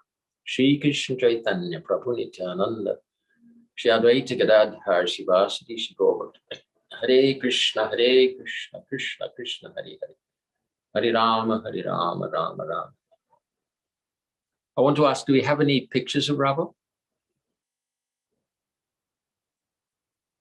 Manjulali? Yeah, we do have pictures. 1 second, we have this one here. That's the Yamuna and Raval.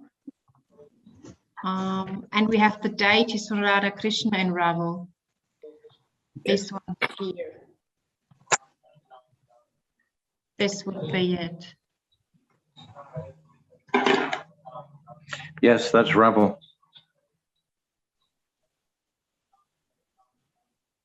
So I think just there's have other- those two. I haven't seen the deities. Oh, you can't? Okay, wait, I will do it again. Sometimes it doesn't work, the screen sharing. I changed the pictures on my screen, but it seems like it doesn't pick it up. Can you see it now? Coming, yeah. Okay, so these are the deities in Raval.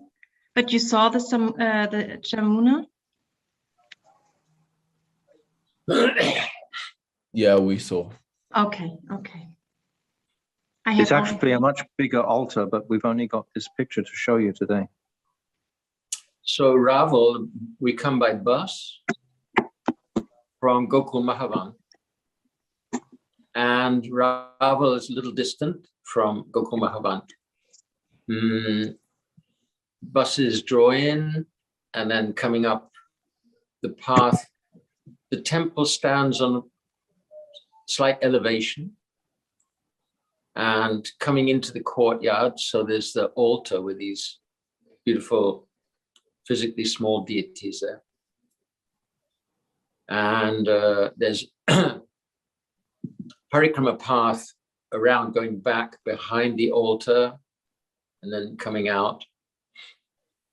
So offering obeisance to the deities and performing parikrama.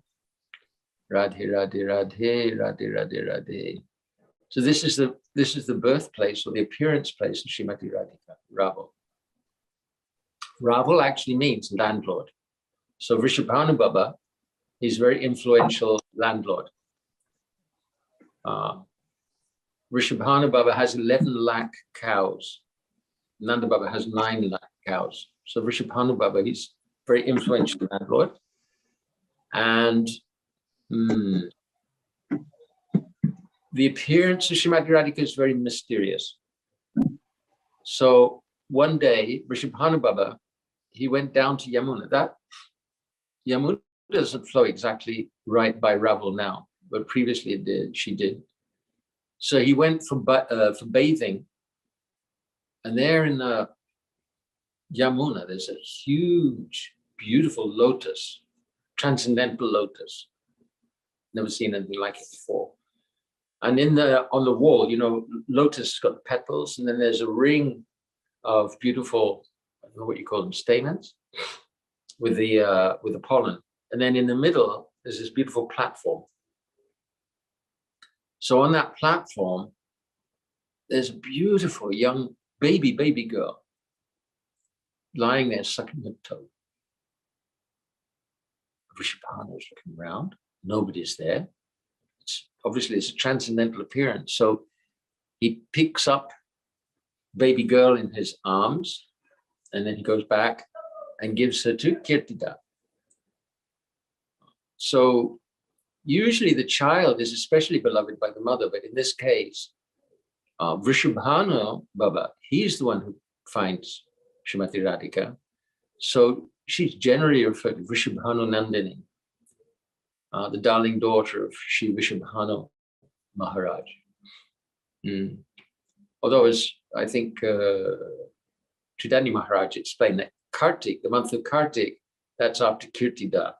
The Srimati Radhika is Kartika, Kritika. So there's a great scare because Kamsa is on the rampage. And everyone knows that small children are very vulnerable now. So Vrishabhanu Baba, he's very anxious to hide this beautiful daughter, beautiful girl. Then the plot thickens. Narada Muni, the great sage Narad, very mysterious personality, a very powerful personality. He can travel anywhere in the material world and the spiritual world. And he's extremely powerful in promoting the Lord's pastimes. He preached to all the sons coming down from Lord Brahma. He's the mental son of Brahma. So he understands everything that's going on, and he's facilitating the Lord's pastimes. So he knows, so Krishna has appeared, then certainly his principal Shakti, Srimati Radhika, must also have appeared. And Narad wants to know, where has she appeared? So number one suspect is Vrishabhanu Baba, because he lives really close to Nanda Baba, and because they're very close friends. So he came to Vrishabhanu. Knock, knock. Vrishabhanu is offering obeisances. Oh, hey, Vrishabhanu, anyone been born? You have any daughter been born recently? No daughter's been born. But you have children? Yes, we have children. Sridham. Any girl children you have? So Vrishabhanu Baba, yes, we have baby daughter. We found her just recently. Narad Muni says, oh, I want to see her. I'll give her blessings. So Narad Muni, on the one hand, he worships Srimati Radhika. He knows full well that she's the full Shakti, the full loving potency of Krishna, the Supreme Absolute Truth, on the one hand. And on the other hand, he doesn't want to disturb Vrishabhanu's mood, because the whole Braj mood is, there's no awe and reverence. They feel themselves to be like we're Vaishyas, kind of humble. They've got their own regal setup. Vrishabhanu Baba is the king, Nanda Baba is king of the Vaishyas. So, and they don't think that, Krishna is a supreme Lord. They don't think they're covered by Yogamaya. Narada Muni is not covered by Yogamaya in that way, but he doesn't want to disturb. So he says, oh, bring the child, I'll give blessings. He doesn't want to give blessings. He wants to get blessings. He wants to worship her. He wants to praise her. He wants to offer beautiful prayers. So Vrishabhanu Baba brings the child, and Narada Muni says, yes. He sees by all the auspicious signs, yes, this is the supreme Shakti of the Supreme, my Supreme Lord, Krishna. And he tells Vrishabhanu Baba, so you get ingredients and I'll give blessings. So he gives a whole list of ingredients. And Vrishabhanu goes off to collect all the ingredients. And then Narada Muni, now he can offer his prayers without disturbing Vrishabhanu Baba. So he's beginning to offer prayers. And then Srimati Radhika, she manifests her Kishori form with her girlfriends, Lalita, Vishaka, Tungavidya, all the Ashtasakis. And Narada Muni is praying to them, offering stav stuti in ecstasy that, now I can worship the supreme Shakti of the Supreme Lord. And then before Vrishabhanu can come back, so then Srimati Radhika again, she becomes a tiny baby. All her girlfriends disappear. Vrishabhanu comes back, and then Narada Muni, Om Bhavatu, Shanti Bhavatu, Mangalam Bhavatu, offering, it's like a drama, offering benedictions to Srimati Radhika. Only problem, then he left. Now the only problem, Vrishabhanu, Kirtida, they had, this child didn't open her eyes. Maybe she's blind. They're in anxiety. After some time, Nanda Baba, Mother Yashoda come with their new baby, just a little older than this baby girl, a few days. So they come and they want to see the beautiful baby. So there's a beautiful meeting. Nanda Baba, Vrishabhanu, they're such close friends. Mother Yashoda, Kirtida, such close friends, so much embracing and crying. And this beautiful, beautiful baby girls in the cot, whatever they have, cradle, with her eyes closed. And then Mother Yashoda, she's looking, oh, she's beautiful. Hey. And then she picks up her own child, Krishna, and she says, look at this baby, look at this beautiful little baby. And Krishna looks into the cot, and at that moment, Srimati Radhika opens her eyes. So first glance is, oh, Krishna, Krishnamai. Wherever she goes, she sees Krishna. So these are some of the pastimes that Srila Gurudev narrated. Chudandi Maharaj, by Chudandi Maharaj, he narrated the pastime of Putana. So Rupa Goswami, he's enlarged on this pastime of the appearance of Srimati Radhika in Shri Lalit Madhav. And there he narrates how one mountain, Vindhya, had become very proud, Vindhyachala, and was envious of Himalaya. So Himalaya had a daughter, Gauri, Parvati. Parvat means mountain. Parvati means daughter of the mountain. So Parvati had married Shivji, and Himalaya is all the time boasting about the opulence, power and opulence of his son-in-law. So Vindhya becomes envious, and he performs great austerities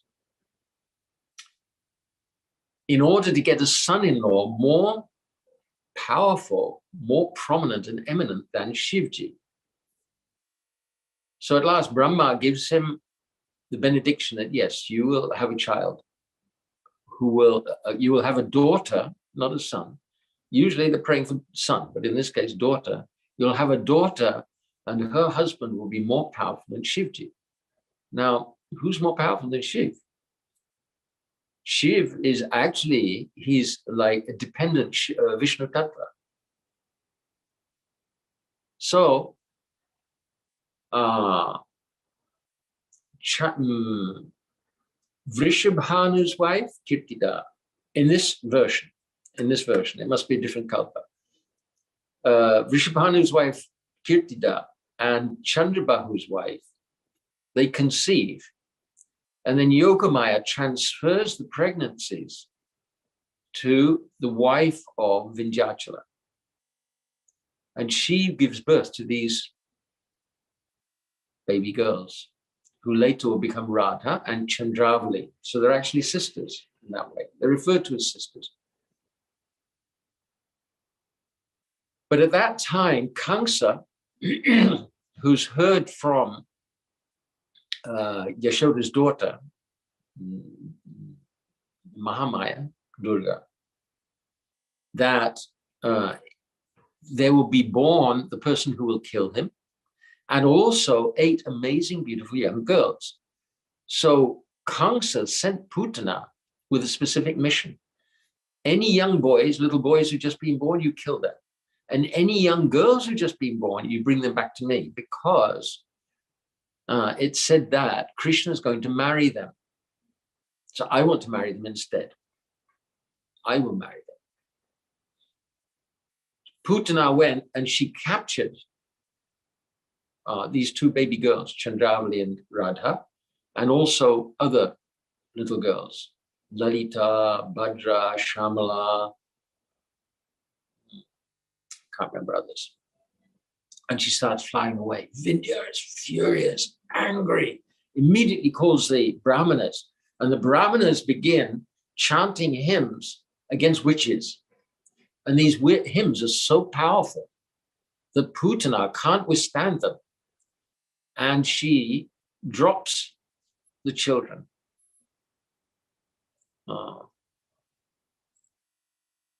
And Yogamaya, different personalities, they pick them up. And in this way, the baby girls are distributed to their proper places. These are the pastimes that we hear. But who is Srimati Radhika? Who is Radha? In Srila Krishnadas Kaviraj Goswami, he's explaining the tattva, Radha and Krishna. And right in the beginning of Chaitanya Charitamrita, Radha Krishna Pranaya Vikriti Hladani Shakti Rasmad. So we can, one, Radha Krishna Pranaya Vikriti. So pranay is the stage of praying where there's no, where the hero and heroine have lost sense of being separate. So Radha Krishna, actually, they are one. Later on in Chaitanya Charitamrita, Radha Purna Shakti, Krishna Purna Shaktiman, Dui Vastu Bheda Nai, Shastra Parama. So Radha is the full Shakti, and Krishna is the full owner of the Shakti. Dui Vastu Bheda Nai. Dui Vastu, they're two distinct, or they're two self-existing Vastu, the realities, two realities, Bheda Nai. There's no difference between them. How that can be? How can you have two Vastus which are not different from each other? Then Krishnadas Kaviraj Goswami explains that just as musk and its scent are inseparable, or as fire and its heat are undifferent, Radha Krishna Aiche Sada Ekai Swarupa. So Radha and Krishna permanently, the one Swarup, Leela Rasa Aswadite Dhari Rupa. But for the purpose of pastimes, they've assumed two forms. And these two forms, it's as though they're the two most perfect lovers who are constantly trying to find each other and constantly going through so many adventures to meet, and then again they have to be separated again. Why would they want to do that? Krishna is actually Atmaram. He's completely satisfied in himself. And Srila Gurudev said, who's this Atma that he's satisfied with? This is Srimati Radhika. So they're like yin and yang. No, in yin, there's yang at the heart of yin, and then there's yin at the heart of yang. So Radha and Krishna, actually, they're the original yin and yang. Always, Srimati Radhika is always meditating on Krishna, and Krishna is always meditating on Srimati Radhika. So Thakur Bhaktivinoda has explained that there's Atmaramata. This is one aspect of Krishna where he's satisfied in himself. And then Pararamata, when he's deriving his pleasure from his pastimes with others. And actually the pleasure, transcendental pleasure that Krishna gets in his pastimes with Srimati Radhika force him to leave this Atmaramata condition and become absorbed in the Pararamata condition, because in Atmaramata there's no ras. And Krishna, raso vaisaha, is the essence of ras. You can't live without ras. And he's always moving towards superior ras, rasa sheka. So for the sake of love, they're actually as if it were, they're separated. So Radha, Krishna, pranaya vikriti. This is one explanation, that Radha and Krishna, they're a transformation of this pranay, this non-dual love. And the other aspect, the other translation that Gurudev is giving, Radha, Krishna pranaya vikriti is Radhyashmat, that Radha is a transformation of Krishna's pranay. And Gurudev narrates that pastime where Srimati Radhika actually manifests from the left side of Krishna. So this Radha, small girl Radha,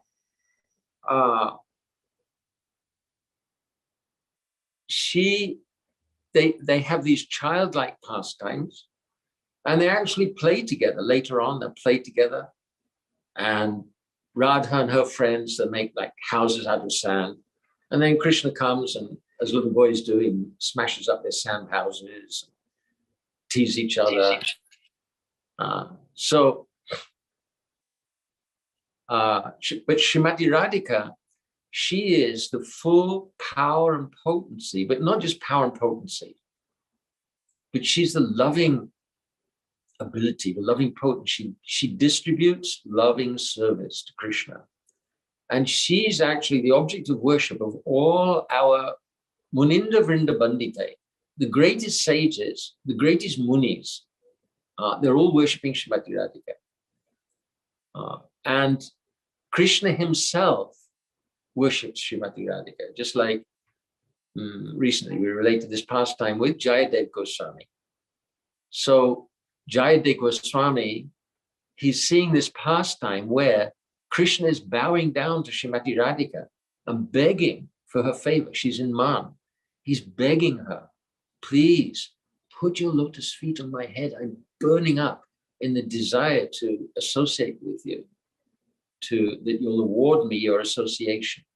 And also at Mansarovara, again, there's this beautiful picture. Krishna's bowing down. He's putting his flute at Srimati Radhika's lotus feet. And we can say the supreme manifestation of this mood. Gurudev, we understand from his spiritual name, Swarup name, that he's actually the personification of Radha Krishna's pleasurable pastimes, Raman. He's explained that Hari Rama, Rama means Radhika Raman Krishna, who always performs pleasure pastimes with Srimati Radhika. So she's Srimati Radhika is that personality with whom Krishna is begging for her mercy. He always wants to associate with her. He's bound by Shri Yashoda Devi. We heard how Yashoda Devi is tying Krishna to the grinding mortar, and he can't get free. But that's Vatsalya Bhav. A Madhurya Bhav is so much higher than Vatsalya Bhav. It contains all the other rasas, and it has its own characteristic. And Srimati Radhika is the full manifestation. So Krishna is totally enchanted, totally bewildered, totally bound up in her love. And practically speaking, where does he belong? He belongs in Braj. And Thakur Bhaktivinoda at the end of that Shatakoti Gopi. So Krishna is saying to Srimati Radhika, I'm only here because of you. There's nothing else, actually. There's only your love. I can't live without your love. Krishna can't live without the love of the gopis. And especially Srimati Radhika is Jivera Jiva. She's the life of the life of Krishna.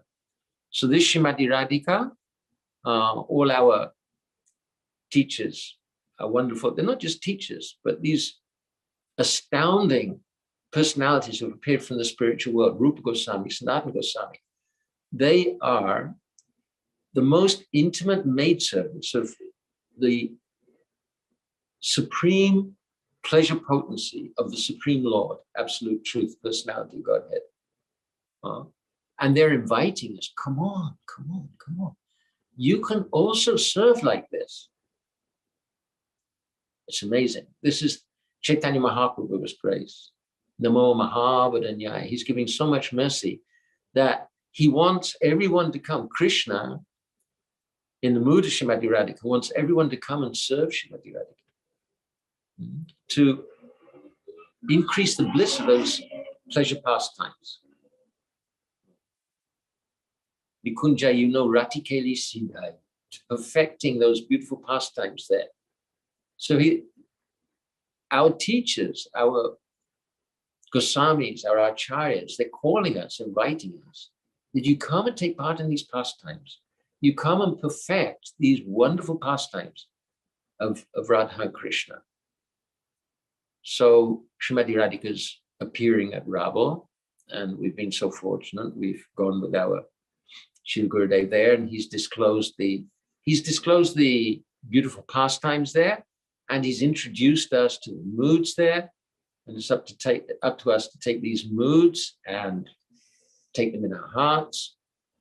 And especially when we're chanting, or at any time, but especially when we're chanting, to unwrap these beautiful moods that our acharyas have given and develop these moods of loving service further and further. Hare Krishna. Vancha kalpataribhasya kripasinandhavita putitanam pavanebhyo vaishnavebhyo namo namaha. Maharaji, Dandava pranams. Can you hear me okay? Yeah. Thank you for that beautiful, beautiful nectar. I have a couple of questions. I think I'll ask the more important question first. Could you just please distinguish for us again, you presence the stage of praying pranaya, and you were explaining two aspects of why Radharani appears in relation to that mood, but I didn't quite get the distinction between the two. The latter one you mentioned about the transformation of Krishna's pranaya, and the former one couldn't quite grasp the distinction. Do you mind covering that again? Okay, just a minute. I'll bring the original verse from Chaitanya Charitamrita. Oh, great. Which part? So we're in Adi Leela, Yeah. chapter 1. Oh, wait, shouldn't have done that. Adi Leela, chapter 1, and it's verse, let's see, maybe 6. 6, yes. Radha Krishna Pranaya Vikriti. Yes, 6. Okay, just a minute. Oh, I'm sorry. Adi Leela 1:6. Yeah. So we read here. No, it's 1:5. Radha Krishna Pranaya Vikriti Ladani Shakti Rasmat Ekat Manav Apibhuvi Pura Deha Vedam Gatauta. So Srila Prabhupada translates this. The loving affairs of Sri Radha and Krishna are transcendental manifestations of the Lord's internal pleasure potency, pleasure-giving potency. Although Radha and Krishna are one in their identity, they separated themselves eternally. So Srila Prabhupada here, he's taking Radha Krishna, Pranaya Vikriti. Vikriti means transformation. Pranaya means that particular aspect of prema, that particular stage of prema, where the illusion of duality has disappeared, if we're coming from the bottom. There's no sense of duality. So then Radha and Krishna are Pranaya Vikriti. So this transcendental personality, Radha Krishna, they've manifested from Pranaya. Hladini Shakti Rasmat, by the Lord's internal pleasure-giving potency. This arrangement has been made. This is one aspect. Srila Gurudev translated a little differently. He said, Radha, Krishna Pranaya Vikriti. So he's saying that Radha is the transformation of Krishna's pranaya. And therefore Radha is appearing from the left side of Krishna at Keshikhat. Like that. Those are the two aspects. Thank you. Hare Krishna. Thank you, Maharaj. Beautiful. That's definitely going to be one to chant on. This is so deep. Come on. This is the deepest mystery. I can't rattle off an answer because it's way beyond my adhikar, but it's very inspiring because it makes you want to grow in your bhakti to understand such a subtlety. The second question is a little less subtle and easier. I just was a bit slow getting the story down. When the mountain Vindhya, is it Vindhya? Vindhya. Vindhya was envious of Himalaya and asked for a benediction to have a son-in-law greater than Shiva. Can you just run through the womb transfer business again? Because I always get I get a bit genealogically dyslexic. So. We read this already. Lalit Madhav. So the wife of Vishnu Baba, Kirtida, and the wife of Chandrabahu, I don't know her name. So they conceive children, and those children will be Radha and Chandravali. Then, because of this benediction that Brahma's given, Yogamaya transfers those pregnancies to the womb of the wife of Vindhya. So now that means that Radha and Krishna are within the womb of the wife of Vindhya, So they're actually sisters. And in Lalit Madhava, it's a very tragic story that, I mean, in the end, Radha and Chandravali are confronting each other in Dwarka, not knowing who each other are and not knowing that they're sisters. Yeah. It's so dramatic. So then they're born, and then immediately after that, Putana kidnaps them. And along with others, with 6 other baby girls, and then drops them. I don't remember what happens to, in that version, I don't remember what happens to Putana. I think she's dispatched in that version. Do you know the name of the wife of India? Not offhand. It's in the beginning. It's right. It's in the first scene in Act 1 of Lalit Madhava. Great. Thank you. That's